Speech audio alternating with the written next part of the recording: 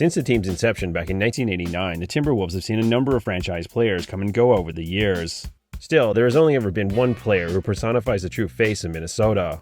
With the 5th pick in the 1995 NBA draft, the Wolves selected Kevin Garnett.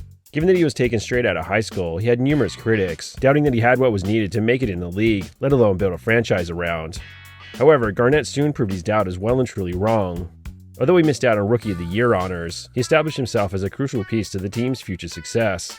Ultimately, Garnett would play 21 seasons in the league, during which he was named the league's 2004 MVP and Defensive Player of the Year in 2008, on his way to receiving a ring that same year.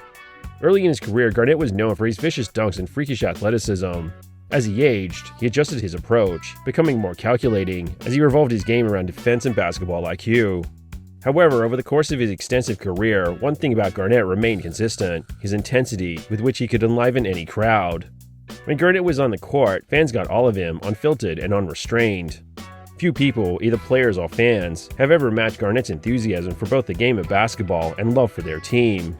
Except for maybe the Wolves superfan Jiggly Boy, who first rose to fame in 2003. After his iconic dance routine, Jiggly Boy went viral for his unusual passion for his team. And there's a reason why he was the pitch-perfect definition of a hardcore Wolves fan, because it was all staged. Not just his dance moves, complete with security guards, but the very character itself. The superfan was created and performed by John Sweeney, an improv comedian. As disappointing as it is to discover that Jiggly Boy isn't a real person, and just a contrived publicity stunt, there is a real person behind the character, one that's just as impressive as Jiggly Boy's dance moves.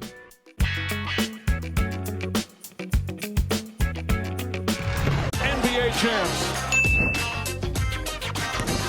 Come on!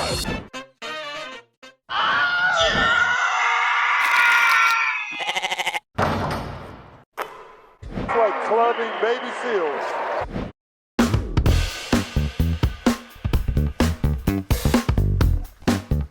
Originally, after graduating from college, Sweeney pursued a career in corporate real estate. However, after seeing longtime friend Chris Farley not just make a career out of comedy, but become an industry legend, Sweeney was inspired to pursue his own dream of making it as an entertainer. In 1997, Sweeney and his wife bought the brave new Workshop Comedy Theater, America's oldest comedy establishment, dating back to 1958 when it was founded by legendary improv comedian Doug Lee Riggs. Shortly after the purchase, Sweeney and his wife reached out for partnerships with various organizations such as General Mills, Microsoft, and Target. They soon established a relationship with the Timberwolves. The team said that their main interest that the couple could help them with was fan engagement. After brainstorming ideas on how to drive excitement amongst fans, Sweeney found inspiration from his experience as a lifetime Green Bay Packers fan. From the mid-'80s to early 90s, the Packers were one of the worst teams in the NFL. Yet, they still managed to sell out most games because of their loyal fan base, a commitment to the franchise that often manifested into hardcore fans articulating their passion for their team by taking off their shirts, bearing their chest with the team's name or logo on it, even if it was freezing. Similarly, Sweeney aspired to create a fan base whose loyalty didn't waver during the team's down years. With this in mind, during a meeting with Wolves officials, Sweeney suggested that the team could create a superfan who, despite being overweight, loved to dance with his shirt off. It was immediately clear that the Wolves officials loved the idea. It was also immediately clear to Sweeney that, because he himself was overweight, the Wolves officials wanted him to portray that superfan. Realizing that he would have to play the character, Sweeney tried to push for other ideas before acknowledging that it was the best one he had and agreeing to play the character. Sweeney first introduced the superfan for the 03-04 season during a game against the Mavs. For the most part, the skit went as planned. During a break in the game, Sweeney was captured on the dance cam and enthusiastically embraced the attention. After dancing briefly, he started to strip down, showing off his Minnesota-inspired tattoos, including the words Wolves across his chest, along with the initials KG for Kevin Garnett on one arm and Spree for Latrell Sprewell on the other. Eventually, the superfan was escorted out of the arena by two guards, also played by actors. Sweeney's wife was supposed to watch the remainder of the game by herself, while Sweeney hid in a suite in order to really sell the bit. However, the skit almost backfired, as numerous fans were outraged that the team would arrest someone for being a superfan, the exact opposite message that the franchise wanted to send to people. So, Sweeney was soon brought back to his seat. As the camera panned over to him, the team's mascot, Crunch, ran over to him and embraced him, as if to say that the team loved to see their fans so passionate. Sweeney then returned to his seat for the rest of the game. His character was well and truly the hero of the night, and the only thing anyone remembers about the match. So, the skit was a success, more so than Sweeney and Wolves officials initially realized.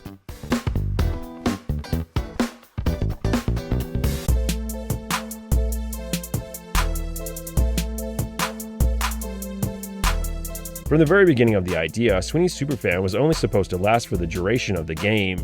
At the time, social media and camera phones weren't as ubiquitous as they are now, and for something to go viral and have an impact on mainstream culture was very rare. Yet, that's exactly what happened to the crazy, passionate Wolves fan. At most, Sweeney and Wolves officials had expected the moment to get some coverage by local news stations, which did indeed happen.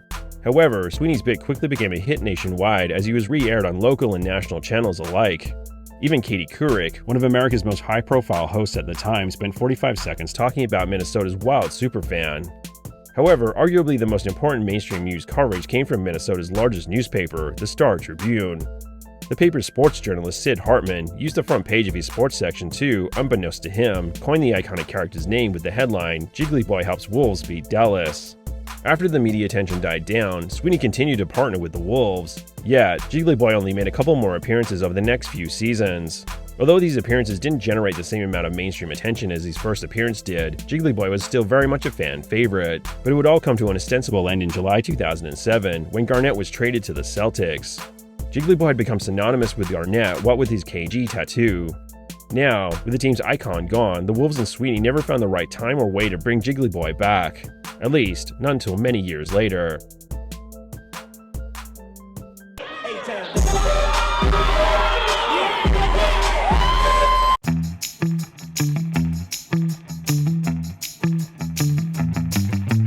With the character of Jiggly Boy so closely associated with Garnett, both Sweeney and the Wolves agreed that there couldn't be a Jiggly Boy without the team icon. So, without the franchise player, there was no more Jiggly Boy. Then, after Garnett helped the Celtics obtain their 17th championship, he would return to Minnesota in February 2015. Following a failed experiment in Brooklyn, the Nets agreed to send the 38-year-old Garnett home. You know, leaving Brooklyn in the middle of a season wasn't the best way that I would like to do it, but I figure if LeBron can go home, then why can't I? At the time, the Wolves had mostly struggled since Garnett's 2007 departure. Now, they finally had something to celebrate. Team officials prepared for the inevitable sellout crowd that would welcome Garnett back later that month. The team only had just over a week to plan for Garnett's return, and when they asked themselves just how they could properly celebrate the occasion, there was no way they could see themselves doing justice to the moment without the inclusion of Jiggly Boy. Wolves officials quickly reached out to Sweeney with a simple statement and question: "KG is coming back, what about Jiggly?" Not having thought about the character for a number of years, Sweeney was initially hesitant. He'd come a long way since the first appearance of Jiggly Boy. Sweeney now had a number of corporate clients who he was afraid would not appreciate the funny side of seeing their business partner dancing around with his shirt off on TV. Additionally, Sweeney now had 2 young sons to think about. He was fine humiliating himself, but he was concerned that he would also embarrass them by association. However, it was soon decided that Sweeney's sons would be crucial for the act. The first time Sweeney played the character, he was in his 30s, without kids. So, at the time, he just seemed like a drunk, hardcore fan. Now, Sweeney was pushing 50, and if he was seen as being that same drunk fan all these years later, that might just look sad. Conversely, if he was there dancing with his kids, he'd instead look like a great dad. Short on time, the Sweeneys didn't have a chance to rehearse their skit before the game, and there were questions about the performance. Still, the night's events were as close to perfect as they could have been, as the Wolves took on the Wizards for Garnett's return. Understandably, Garnett's introduction in the lineup was preceded by a tribute video to the music of Kanye West's 2008 single, Homecoming. As far as Garnett was concerned, this was all the team had in store for his first game back in Minnesota. Then it came time for the dance cam. The camera first panned to a group of young girls dancing before cutting to Sweeney. Dressed in the same number 15 jersey he wore for the original act, Sweeney gave a polite wave to the crowd, but initially refused to dance again. However, he soon sprung to life, and, backed by his 2 sons, aged 9 and 11, Sweeney danced to Usher's 2004 single, Yeah. Ultimately, the whole point of the act was to remind people of Garnett's early years with the team, a goal that Sweeney well and truly achieved. And fans weren't the only ones who enjoyed Jiggly Boy's return. Garnett himself couldn't help but acknowledge the man dancing with his shirt off with "Welcome Home KG" written across his chest. Hey, you know what? The guy was over the top. I had to give him a big shout out and show him that, it was all love. But that's probably one of the craziest things I've seen in 15 yet. In addition to his intensity, Garnett was always known for his focus, and the fact that he never had time for things that distracted him from the game of basketball. But even he couldn't ignore Jiggly Boy's return. All up, Garnett finished the game with 5 points, 8 rebounds, and 2 blocks in 19 minutes of play. Regardless of Garnett's performance in the Wolves' victory, though, the night will always be memorable, not just because of Garnett's return, nor Jiggly Boy's dance routine, but for the intense, positive, joyous energy that radiated throughout the arena that night, something that Sweeney was quick to capitalize on for the best of reasons.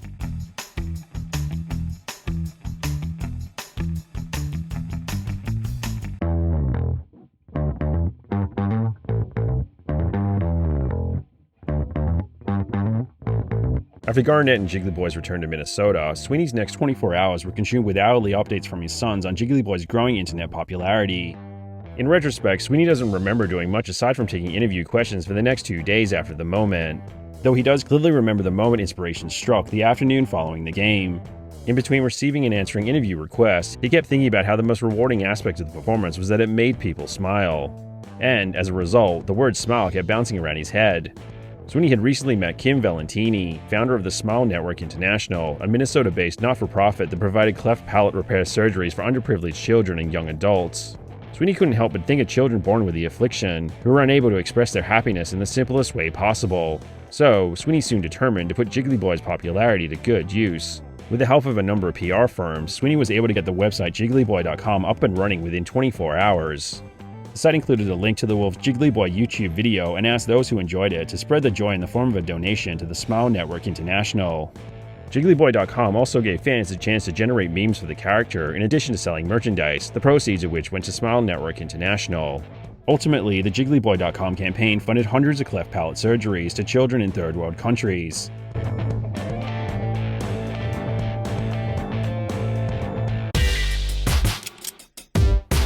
Between the first appearance of Jiggly Boy in 2003 and his last appearance in 2015, Sweeney became a highly sought-after keynote speaker due largely to his success with the iconic character.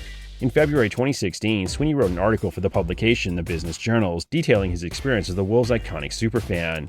Throughout the article, he highlighted that even if you're not the kind of person to rip off their shirt and dance around for tens of thousands of people in an arena, there's still plenty a regular person can take away from the character of Jiggly Boy that they could apply to their everyday life.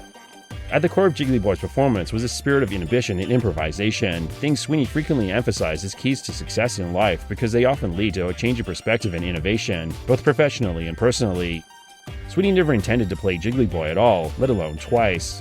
But when the opportunity was there, he made the decision to step outside his comfort zone, fully immerse himself in the character, and just see what would happen, as his years of improvisational comedy kicked in, and he simply let the character come to life.